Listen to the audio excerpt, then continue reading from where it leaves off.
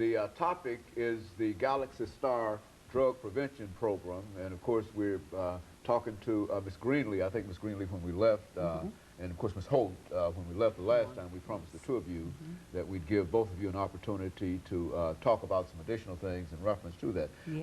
Let's start off, Ms.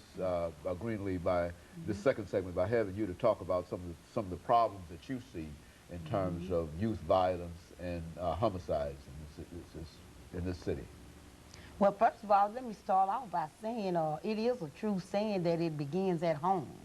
I have to admit that once I started hearing all the positive things from my mother and my grandmother and all that about what's going to happen to me if I get out there and join this gang or hang around this crowd that's not in school or not believing in God or any of that your life is not going to have a meaning to it. And it was like, oh, mom, oh, grandmom, you know, and this is what we're going on having today. Good. So I'm here to tell you that is a true saying. Because once I got out of my mom's telling me what to do, I was grown at 13. Okay. So, see, at 13 years old, we are grown now. Okay. So I'm telling my mom, you know, I don't need school. 13, I don't need all this at 13. So in the middle of me being 13, I came to my mom with a big belly, pregnant. And I'm coming to my mom asking, Mama, what is this? See, I mean, she tried to tell me what this was, but I didn't want to hear this. So we got a lot of our young girls out here now that they made up, their hair long, and they nails are long, and they're not remembering the pure little girl that's still in us didn't have a chance to come out. Okay. And then when we come back to mom, we either here for an abortion, or we're here to hide out for 9 months, or we're here to put a disgrace on ourselves, not only our family, but we don't want to hear what's going on. Then after the birth has became of the baby, now you want to go back skating, slumber partying, and picnicking and little girl again. But you can't, because you need diapers, Pampers, bottles, and baby pens and all of that, and it's frustrating. I'm not doing it, you do it. But no, it's just unfortunately, I had a loving, unconditional mother that carried me through this. But what had happened, once I had my baby, it was like, okay, Mama, I'm going down here on the corner, I'll be back. But the baby here crying, but Mama, you get the baby. Okay. So I leave and I go and continue the lifestyle that she told me don't do in the first place. But did I take this heave about the baby? No. So now I want to go be nosy again with the loud music, the car driving, the leaning in the scene with the gangster lean, and all of this. So what happened now, I want to experience older men. Okay. See, I'm already sexual active. So I want to see now about the older men. What can y'all do for me other than, you know, help me get back in school and all that? We're not thinking about that no more. So once I got involved with that, it was like, okay, now I done got turned out into the real life fast lane and money. Okay. Now drugs hadn't even came yet. I'm getting beat down, I'm getting stabbed, I'm getting bruised all up, but these older men are taking care of me. Okay. They bringing me money, they buying me clothes, they buying me all the stuff that's being done today to my little girls.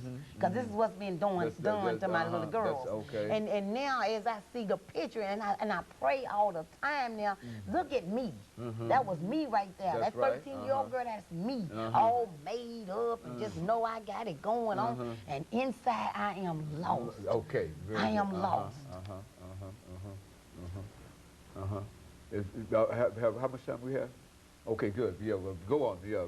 Okay. Well, okay. You know, I mean, yeah, and I want everybody to know why y'all see me all hyped up, because I'm hyped up now. I'm hyped up now only just for God. I'm hyped up for my youth also, because I didn't know this stuff until, you know, personally tragedies come to me in my home, to me at my front door. That's why I'm really pumped up with what I'm going on fully with now.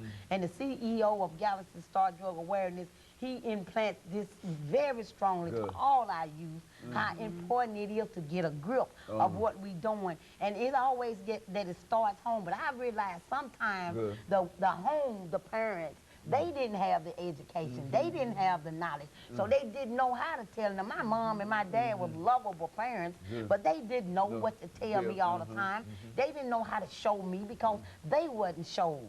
But what's happening now is time for the community to get together and start helping helping each other show each other instead of pointing fingers. Well, she's too fast. If she take off that short dress, well, if he all thuggish, pull up your pants and all. These kids don't want to hear all that right now. They want to sit down and hear how much we love them, how much we're willing to do what we have to do to help you guys. I'm not here to point fingers no more. And Mr. Greenlee says his best. I'm not finna tell you what you need to do. I'm finna ask you, man, what can we do for y'all? What can we do with this generation? What can we do to help change y'all from this gun violence and all this murder?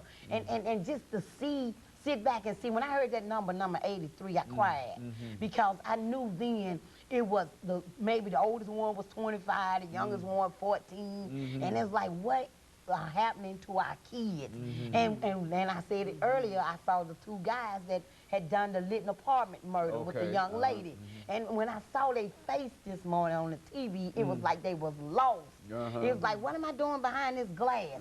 They have a clue what they just done. And there's not enough education on how you are going to change your life when you take a life. And more than anything, I want some more answers of how are they getting all these guns this quick? Where are the guns coming from? You know, not only where are the parents finding out where the guns are at, well, how are the parents getting the guns for the kids to get them? You know, we need to answer some more things outside that don't make no sense. I told you he was bad. That boy standing up. We don't need all that no more.